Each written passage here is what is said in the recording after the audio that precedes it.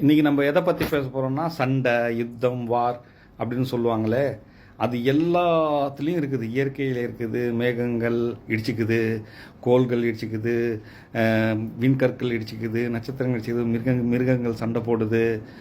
அதுவும் வந்து பார்டர் கட்டிக்கிட்டுலாம் சண்டை போடுது. அப்படி எல்லாமே சண்டை போட்டாலும் மனிதர்களும் சண்டை போடுறாங்க, கணவன் மனைவி சண்டை போடுறாங்க, அப்பா மகன் இப்படின்னு எல்லா உறவுகளும் சண்டை போடுது. இப்படி எல்லாம் சண்டை போடும்போது இந்த மாதிரி சண்டைலாம் ஏன் நடக்குது, அது எதனால் நடக்குது அப்படின்ற ஒரு விஷயத்தை தான் நம்ம பேசிக்கான ஒரு விஷயத்தை பார்க்க போகிறோம். ஒவ்வொரு இந்தியனுடைய சொல் என்ன, சத்தியமே ஜெயித்து. அதுவும் இந்த பாகிஸ்தான் இந்தியா இந்த சண்டை நடக்குதுல்ல, அதனால் சொல்கிறேன். இப்போ இந்த பாஸ்போர்ட்லன்னா சத்தியமே ஜெயித்துன்னு எழுதியிருக்குல்ல, அப்போ ஒவ்வொரு இந்தியர்களும் நம்ம நாட்டுக்காக தர்ம யுத்தம், அது உலக மக்கள் அனைவரும் சகோதரர்களாக இருந்தாலும் நாட்டுக்காக அது தர்ம யுத்தம்னு ஒன்று வந்தால் பண்ணி தான் ஆகணும். நம்ம நாடு தான் ஜெயிக்கணும்னு நினைக்கணும். அதுக்கு மெயின் காரணம் என்னென்னா, நம்ம மட்டும் இந்தியர்கள் கிடையாது. நம்மளுக்கு பிள்ளைக்கு பிள்ளைக்கு பிள்ளைக்கு பிள்ளைக்கு எத்தனை தலைமுறைகள் வந்தாலும் இந்தியர்கள் தான். வேறு நாடு நம்மளை எடுத்துக்கொள்ளாது. அதே நேரத்தில் முன்னாடி உள்ளவன் நம்மளை அடிக்க வந்தால், நான் நல்லவன், நான் யாரையும் அடிக்க மாட்டேன். அடிக்க வந்தால் நான் என்னை காப்பாற்றுறதுக்காக நானும் அடிப்பேன். சரிங்களா? அவன் கெட்டவன், அவன் இருக்கக்கூடாது. ஏன்னா நான் அடிக்கலை, நான் நல்லவன், அவனை அடிக்க போல. அந்த மாதிரி ஒரு தர்மம் இருக்கணும். அதுதான் தர்ம யுத்தம். இப்போ இப்போ இப்போ வந்து நம்ம இதை பற்றி பேசி தான் ஆகணும். அது புரிஞ்சுக்கிறதுக்காக தான் பேசுகிறேன். இப்போ இப்போ இப்போ இந்த சண்டை நடக்குது, உங்களுக்கு தெரியும் இந்த சண்டை இப்போ நடக்குது. ஆனால் இதே விஷயம் வந்து இப்படி நடந்துச்சுன்னு வச்சுக்கோங்களேன், இந்த சண்டை நடந்திருக்காது. காரணம் என்னென்னா, அந்த தீவிரவாதிங்க வந்து கொன்ன அந்த நேரத்தில் அங்கே அந்த காஷ்மீரில் இருந்த அதிகாரிகள்லாம் வந்து யார் யார் காவலுக்கு இருக்காங்களோ, இல்லை பாதுகாப்புத்துறை, அந்த மாதிரி உள்துறை, இப்படி எத்தனை மினிஸ்ட்ரி அரசியலில் இருக்கிறவங்க யார் யார் இதுக்கெல்லாம் பொறுப்போ அவங்க யார் யாருன்னு கண்டுபிடிச்சி அவங்கெல்லாம் பொறுப்பு எடுத்து, தார்மீக பொறுப்பு எடுத்து அவங்க தன்னை ராஜினாமா பண்ணியிருந்தா, இதுக்கெல்லாம் நாங்கள் தான் காரணம், நாங்கள் சரியாக பாதுகாப்பு கொடுக்கல அப்படின்னா இந்த விஷயம் வேறு மாதிரி போயிருக்கோம். ஆனால் இது வந்து ஒரு அரசால் அதாவது நீங்கள் பார்க்கலாம், சாதாரண நம்ம மனிதர்கள் தான். நம்ம ஒரு ஏர்போர்ட்டில் கூட சாதாரணமாக நுழைஞ்சிட முடியாது, அவ்வளோ. அப்புறம் காஷ்மீர் எப்படியாப்பட்ட இடம்னு தெரியும். இன்னொன்று, பாகிஸ்தான் வந்து திடீர்னு ஒன்றும் தீவிரவாதி இல்லை.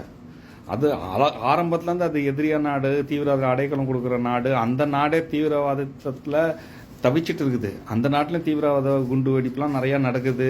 அந்த நாடே அழியிறதுக்கு காரணமே தீவிரவாதம் தான். அப்படி ஒரு நாடு பக்கத்தில் நம்மளுக்கு இருக்குது. அப்போ அதுக்கு பக்கத்தில் இருக்கிற அந்த காஷ்மீர் ப்ராப்ளம் இருக்குது, எல்லாமே கவர்மெண்ட்டுக்கு தெரியும். அப்போ அந்த மாதிரி நேரத்தில் நம்ம வந்து எப்படி இருக்கணுமோ அப்படி இல்லை, நம்ம ஏதோ செய்ய விட்டுட்டோம். அப்போ அந்த தப்பை நம்ம ஏற்றுக்காமல் பாகிஸ்தான் தான் அடித்தான்னு அதை திசை திருப்பி விட்டு அவனை நான் பழி வாங்குவோன்னு அவன் பழி வாங்க போய் அவனும் இது பண்ணி. ஆனால் இது அதிகமாக மீடியா வந்து பண்ணுற கூத்து இருக்கு. இது முன்னொன்று மக்கள் பெரும்பாலும் வந்து இது இன்னும் தீபாவளி பண்டிகை மாதிரி கொண்டாடுறாங்க. இன்னும் தீபாவளியில் பட்டாக்கடியெலாம் வெடிப்பாங்களா அந்த மாதிரி ரொம்ப. ஆனால் இதெல்லாம் தெரியல அவங்களுக்கு இதோட விளைவுகள் என்னென்ன. அவன் அந்த இடத்துல பாம்பு விழுவுதில் எந்தெந்த வீட்டில் விழுவுதோ, இல்லை எந்தெந்த இடத்துல பிரச்சனை இருக்கோ, அப்பாவி மக்கள் எங்கெங்கே சாவுறாங்களோ அவங்களுக்கு தான் அது வழி தெரியும். ஆனால் இதெல்லாம் நடக்குது. என்ன இதில் வேற இன்னொரு விஷயம் வேற நடக்குது. பத்திரிகையாளரெல்லாம் போயிட்டு எவன் தாடி வச்சுக்கிட்டு முல்லாவாக இருக்கணும் அவன் வாயில் மயக்க வச்சுக்கிட்டு, நீ பாரத் மாதா கி ஜெய் சொல்லு, பாகிஸ்தான் ஒலிக்க சொல்லு. குறிப்பாக அவங்கள நீ அவன் சொல்ல விரும்பலன்னு வச்சுக்கோங்க, ஏன் நீ சொல்ல மாட்டேங்கிற, அப்போ உனக்கு தேசபக்தி இல்லையான்னு இதில் வேற ஒரு பிரச்சனை போயிட்டு இருக்குது. என்னென்னலாம் கூத்து நடந்துட்டு இருக்குது. எனக்கா என்ன சிரிப்பாக இருக்குது, இது என்ன இப்படிலாம் அப்படின்னு. எல்லாமே விளையாட்டாக இருக்குது. பரவாயில்ல. நியூஸ் என்ற பேரில் பொய்யான நியூஸ் வேறு கொடுக்குறாங்க. ரொம்ப எது நம்புறது எது நம்பலை. டிக்டாக்கை திறந்தா, மொபைலை திறந்தா ஏதாவது ஒரு நியூஸ், அதில் எதை நம்புறது எதை நம்பக்கூடாது அப்படின்னு ஒன்றுமே தெரிய மாட்டேன். அந்த அளவுக்கு மக்கள்லாம் கொண்டாடுறாங்க. அது எனக்கு புரியல. இதெல்லாம் வந்து கொண்டாடுற ஒரு விஷயமா, இதனால என்ன லாபம்? நம்ம இப்போ இந்த வார் நீங்கள் ஆரம்பிச்சிட்டாங்க. அவன் செத்து போனவன். பாகிஸ்தான் நாடு வந்து ஏற்கனவே செத்து போன ஒரு நாடு. நம்ம முன்னுக்கு வந்துட்டு இருக்கிற நாடு நம்ம நாடு. இந்த நேரத்தில் நம்மளுடைய பொருளாதாரம் எவ்வளோ பாதிக்கும், நம்மளுடைய வரி பணம் எவ்வளோ போகும்,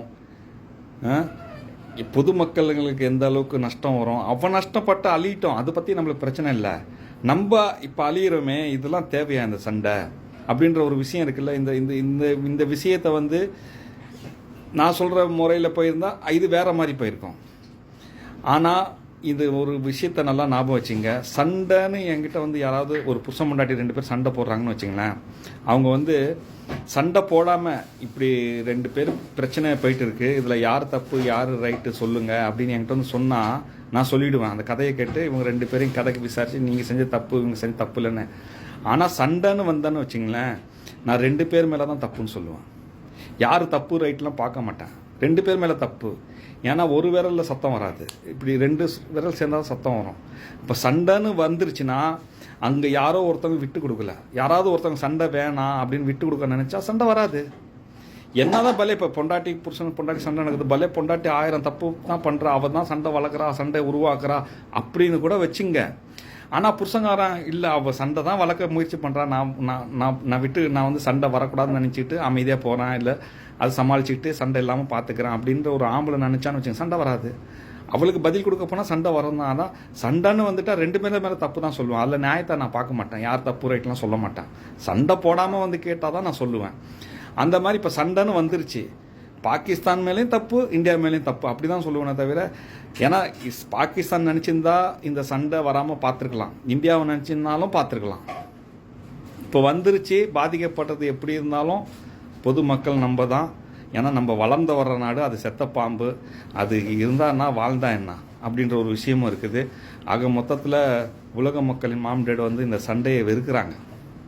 அதுக்கு மெயின் ரீசன் என்னென்னா, நான் இல்லை என்னும் இறைவன் அப்படின்ற ஒரு விஷயம் சொல்கிறேன்ல, அந்த இல்லை என்னும் இறைவன் ஏன் இல்லாமல் போனான்னா இதே ஒரு சண்டை யுத்தம் தான் மெயின் காரணம். அந்த யுத்தம் காரணத்தினால தான் அவன் வந்து இந்த பெரும் வெடிப்புன்னு சொல்கிறாங்களே, அது பெரும் வெடிப்பு அப்புறமா நடந்தது. நல்லா கேட்டுங்க, நான் வந்து பேசுகிற சயின்ஸு ஏதோ யூடியூப்பில் பார்த்துக்கிட்டு எல்லாம் படிச்சுக்கிட்டு நான் சொல்லலை. நான் தெரிஞ்சுக்கிட்டு போய் பார்க்கும்போது தான் என்னடா நம்ம பார்த்த மாதிரியே இருக்குது, கரெக்டாக தான் நம்ம பார்த்துருக்கோம், எப்படி இதெல்லாம் நான் பார்த்தேன், நான் சில நான் நினைப்பேன் ஒரு 300-400 வருஷத்துக்கு முன்னாடி நான் பிறந்து இதை நான் பார்த்துருந்தேன்னா, இதெல்லாம் சொல்லியிருந்தா நான் எந்த அளவுக்கு ஃபேமஸ் ஆகிருப்பேன் இந்த நீங்கள் வாழ்கிற இந்த காலத்தில். நான் அதெல்லாம் எழுதி வச்சுருந்தா அவ்வளோ தெளிவாக இருக்குது, அவ்வளோ தெளிவாக அப்படியே தெரியுது. இது படிக்கும்போது அதில் வேற குறைகள் இருக்குது. அந்த மாதிரி தான் சயின்ஸ் நான் பார்க்குறேன், அதை விட தெளிவாக நான் பார்க்குறேன். இங்கே இது தான் தேரியாக, அது தேரியாக சொல்கிறாங்களே, அது 1% தான் இருக்குது. அதுவும் முழுமையாக நான் அதெல்லாம் ஒன்று பார்க்குறது எனக்கு ஆச்சரியமாக இருக்குது. அப்போ இந்த பெரும் வெடிப்பு அப்படின்றது வந்து நடந்ததும் உண்மை, இறைவனுடைய இறையும் நடந்தது உண்மை. அதனால தான் அந்த இறைவன் இறைத்தான் அந்த போர். அதாவது இது எங்கேருந்து ஆரம்பிச்சுன்னா, இதோட பேசிக் எங்கேருந்து ஆரம்பிக்குதுன்னா, இறைவனுக்குள் உருவான சக்தி இருக்குல்ல, அந்த சக்தி இறைவன்கிட்ட சொன்னிச்சு. இறைவனுக்குள் உருவான ஒரு சக்தி, அதை அடக்குவதற்கு இன்னொன்று இறைவன் படைத்த ஒரு சக்தி, இது மொத்தமும் சேர்ந்து மாம்டேட் அப்படின்ற ஒரு விஷயத்தை நான் சொல்லிட்டு வரேன். அதை வந்து பிரித்து நான் காட்டுறேன், ஏன்னா புரிஞ்சுக்கிறதுக்கு. அது மொத்தமாக மாம்டேடுன்னு சொல்லலாம், அது பிரிச்சனா பிரிக்கலாம். இப்போ நம்ம மொத்தமாக ஒரு உடம்புன்னு சொன்னால் அந்த உடம்புக்குள்ளே மூளை கண் அம்மா அறிவு பிரிக்கிற மாதிரி பிரிக்கலாம். இப்போ அந்த உருவான சக்தி இறைவன்ட்ட என்ன சொன்னிச்சு, நான் தான் ஃபஸ்ட்டு, எதுவுமே இல்லை, நான் தான் உருவானேன். இல்லை நீ உருவாகிறதுக்கு நான் ஒரு இடமா இருந்தேன்ல, இடம் இருக்குல்ல உனக்கு, அந்த இடம் தான் நான் தான் உன்னை உருவாக்குனேன், எனக்குள்ளே தான் நீ உருவான அப்படின்னு சொன்னப்போ, இல்லை நான் தான் ஃபஸ்ட்டுன்னு அந்த அதனால அந்த சக்தி அடக்கிறதுக்கு தானே அடக்கிற சக்தி படித்தேன். அங்கேயே அந்த போர் ஆரம்பிச்சிடுச்சு. நான் தான் விட்டு கொடுக்குற அந்த இது இல்லை. இப்போ என்ன பண்ணுறாங்க மாம்டேடு, அந்த 2 சக்தியும் வச்சுக்கிட்டு நம்மளை இறைவனை வணங்க வைக்கிறாங்க.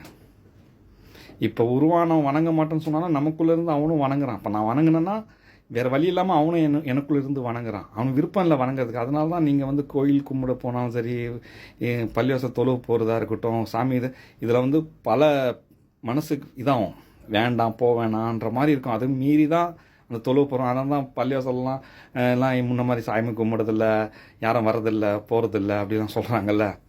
யாருக்கும் அந்த இறைவனை நம்ப மனசு வரல. இதெல்லாம் நடக்கிறது காரணமே அவனுக்கு இஷ்டம் இல்லை, இருந்தாலும் அவனையும் இழுத்து நம்ம வச்சு வணங்குறோம். இதுலேருந்து ஜெயிச்சா தான் சொர்க்கம் செல்ல முடியும். அந்த ஒரு விஷயந்தான் இதுக்கெல்லாம் காரணம்.